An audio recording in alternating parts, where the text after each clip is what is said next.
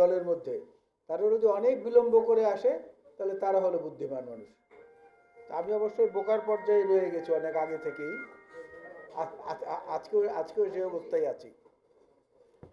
আলোচ্য বিষয় সম্পর্কে যে জিনিসগুলো এখানে আলোচনা হয়েছে, আমি দুটো কথাই বলার চেষ্টা করেছি মূলত। একটা হচ্ছে যে রাজনৈতিকভাবে নিজেদের যত মতবিরোধ থাক, এখন পর্যন্ত সারা পৃথিবীতে সবচেয়ে বড় শক্তি যেটা সামরিক শক্তির চেয়েও বড় শক্তি, সেটা হচ্ছে রাজনৈতিক শক্তি, যার প্রমাণ ইরান।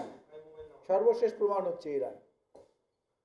রাজনৈতিক শক্তিকে যদি আমরা আরো সমন্বিতভাবে এই মাদকের দুর্বৃত্তায়নের বিপক্ষে দাঁড় করাতে পারি, তাহলে এর থেকে পরিত্রাণ পাওয়া অনেক সহজ হবে।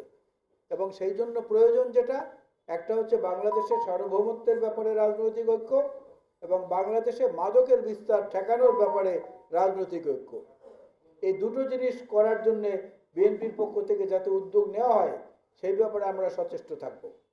আমি মনে করি আজকে যারা কথায় কথায় আমাদের সমালোচনা করছেন, বিভিন্ন জায়গায় নানা রকমের অশ্লীল ভাষা ব্যবহার করে প্রধানমন্ত্রীর কন্যা, প্রধানমন্ত্রীর সম্পর্কে, আমাদের অনেক নেতার সম্পর্কে যা খুশি তাই বলে যাচ্ছেন, তারা বরঞ্চ এই দিকটা যদি একটু মনোযোগী হন।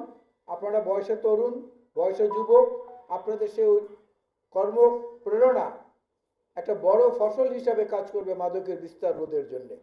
এবং সে মাদকের বিস্তার রোধ করতে পারলে আমরা অনেক প্রতিভাবান মানুষকে খুঁজে পাবো এই তরুণ সমাজের মধ্যে, আমাদের সন্তানদের মধ্যে, আমাদের বাংলাদেশের তরুণ, যুবক, কিশোর যারা, তাদের নেতৃত্বের মধ্যে, যেটা দিয়ে বাংলাদেশে এক নতুন সমাজ গড়ে উঠবে।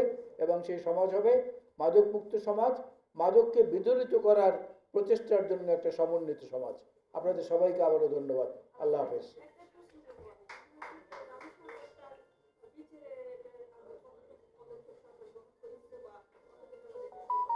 যারা এইটা তো দিনক্ষণ ঠিক করে আপনাকে বলা যাবে না। বাংলাদেশের বিচার ব্যবস্থার তো একটা পদ্ধতি আছে, সেই পদ্ধতি অনুযায়ী অগ্রসর হবে। ইতিমধ্যে সময়সীমা নির্ধারণ করে দিয়েছেন সংশ্লিষ্ট তদন্ত কর্তৃপক্ষ।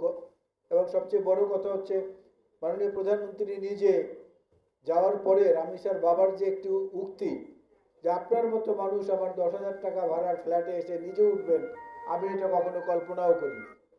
এই উদাহরণটা আমি এই কারণে বললাম যে এর আগেও আমরা অনেক সময় দেখেছি যে এদেরকে পারিবারিকভাবে ডেকে নেওয়া হতো বা তাদেরকে সান্ত্বনা দেওয়া হতো। প্রধানমন্ত্রী তো এরকম অনেক উদাহরণ সৃষ্টি করেছেন ব্যতিক্রমে, যার মধ্য দিয়ে প্রশাসনে এবং তদন্তের দায়িত্বে যারা আছেন তারা প্রেরণা পাচ্ছেন। আমার বিশ্বাস বিচার বিভাগে যারা আছেন তারাও এখানে প্রেরণা পাবেন। কারণ এই প্রধানমন্ত্রী কিন্তু সেই প্রধানমন্ত্রী যে আমরা দেখেছি এর আগে যে প্রধানমন্ত্রীর প্রোটোকলের কারণে অ্যাম্বুলেন্সের মধ্যে যাত্রী ফেরিঘাটে দাঁড়িয়ে থেকে মৃত্যুবরণ করেছে।